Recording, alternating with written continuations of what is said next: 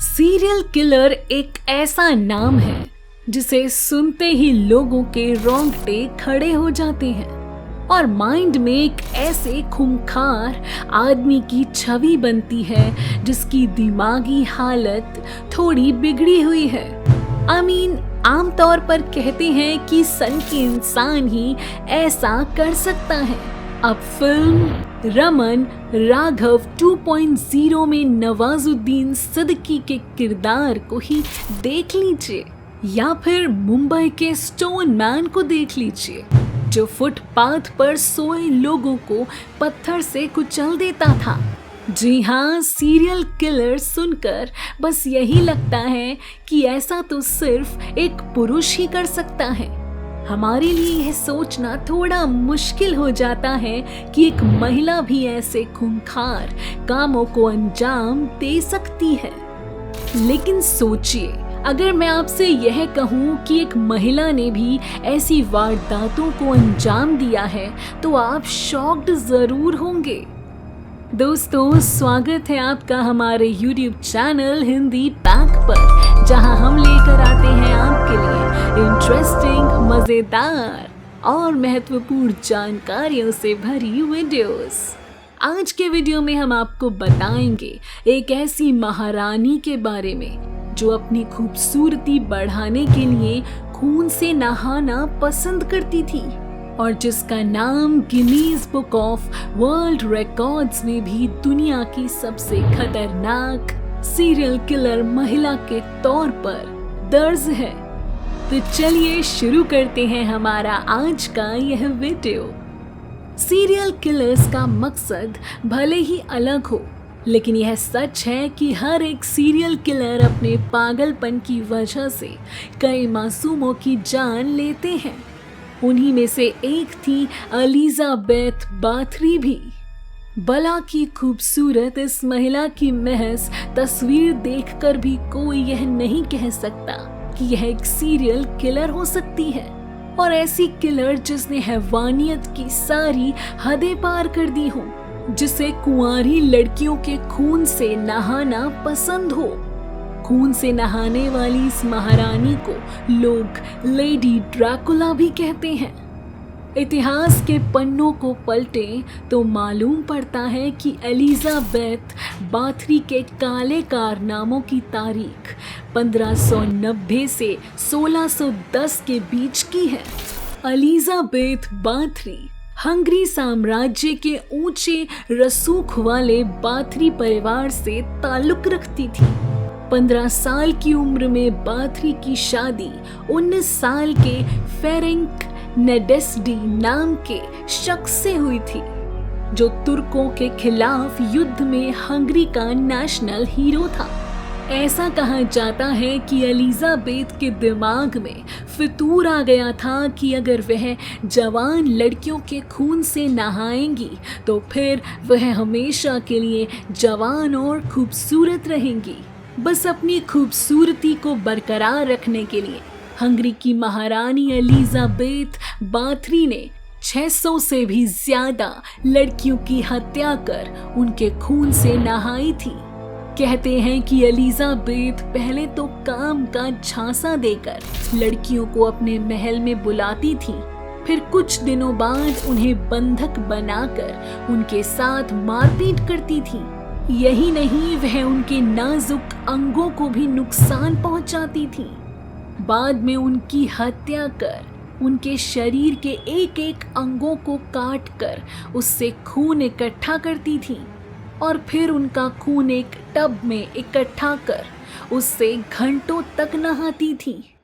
Elizabeth के सिर पर दरिंदगी का ऐसा फितूर था कि वह इतने से भी संतुष्ट नहीं होती थी।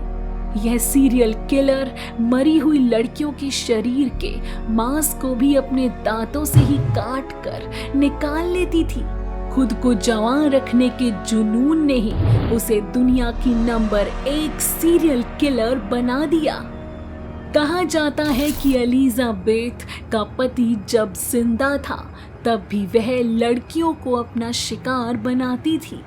लेकिन साल 1604 में पति की मौत के बाद तो उसका जुर्म करने का सिलसिला और बढ़ गया। एलिजाबेथ स्लोवानिया के चास्चस स्थित अपने महल में रहती थी और अपने जुर्म को भी यहीं अंजाम देती थी। कहते हैं कि एलिजाबेथ बाथरी ने सभी हत्याएं अपने महल में ही की थी और एलिजाबेथ के इन जुर्म में उसके 4 नौकर भी उसका पूरा साथ देते थे। यह नौकर ही गरीब लड़कियों को नौकरी के बहाने महल में बुलाते थे। एलिजाबेथ के इन काले कारनामों का खुलासा तब हुआ जब इलाके में लड़कियों की संख्या काफी कम होने लगी। इसके लिए गांव वाले शक के तौर पर एलिजाबेथ की शिकायत करने के लिए हंगरी के राजा के पास गए। गांव वालों की बात सुनकर राजा ने सच्चाई का पता करने का आदेश दिया। जब जांच दल महल पहुंचा तो सभी लोग सन्न रह गए। महल में लड़कियों की लाशें बेड़ियों में बंधी थी। कई लड़कियों के कंकाल और सोने चांदी के आभूषण बरामद हुए। कुछ जिंदा लड़कियां भी थीं जिन्हें बुरी तरह टॉर्चर किया गया था। जिसके बाद 1610 में एलिजाबेथ और तीनों नौकरों को गिरफ्तार कर लिया गया। उसके तीनों नौकरों को फांसी की सजा दी गई। चूंकि वे शाही परिवार से थी और उस वक्त शाही परिवार के लोगों को फांसी पर लटकाने का कानून नहीं था, इसलिए उसे उसके ही महल में एक कमरे में बंद कर दिया गया। कमरे में बंद करने के 3.5 साल बाद 21 अगस्त 1614 को एलिजाबेथ बाथरी की मौत हो गई। कहते हैं कि एलिजाबेथ की ऐसी मनोदशा के पीछे का राज उसकी सुंदर लड़कियों से नफरत करना था। हालांकि एलिजाबेथ को सुंदर लड़कियां पसंद नहीं थीं, लेकिन पहले वो उनके साथ ऐसे घिनौने काम नहीं किया करती थी। कहा जाता है कि एक बार एक लड़की एलिजाबेथ को तैयार करने में मदद कर रही थी। तभी उस लड़की से गलती से एलिजाबेथ के बाल खिंच गए, जिसके बाद एलिजाबेथ ने उसे इतनी जोर से थप्पड़ मारा कि लड़की के चेहरे से खून निकलने लगा। उसने फिर उसी जगह लड़की को मारा तो उसके हाथ में खून लग गया। उस रात एलिजाबेथ ने महसूस किया कि हाथ में जिस जगह लड़की का खून लगा था उसकी वहां की स्किन बहुत सुंदर और चमकदार हो गई थी। बस उसने तब से ही अपनी सुंदरता को बनाए रखने के लिए कुंवारी लड़कियों के खून से नहाना शुरू कर दिया और इसके लिए हत्याएं करने लगी। दरअसल इतिहास में यह भी बताया गया है कि केवल एलिजाबेथ बाथरी ही नहीं बल्कि उसके माता पिता और दूसरे रिश्तेदार भी काफी क्रूर हुआ करते थे। बचपन से ही उसने देखा कि उसके माता पिता गरीब लोगों की पिटाई करते हैं। कहा जाता है कि एलिजाबेथ ने अपने अंकल से शैतानी अनुष्ठान सीखे और आंटी से अत्याचार करना सीखा था। उपन्यासकार ब्राम स्टोकर ने एलिजाबेथ बाथरी के जीवन पर आधारित एक उपन्यास लिखा था जिसका नाम ड्रैकुला था। एलिजाबेथ बाथरी की जिंदगी को लेकर कई फिल्में भी बन चुकी हैं। एलिजाबेथ बाथरी की कहानियां आज भी लोगों के दिल दहला देती हैं। कहते हैं कि उसकी खौफनाक कहानी पर लोकगीत भी बने हैं जिसमें उसके राक्षसी कारनामों को आज भी याद किया जाता है।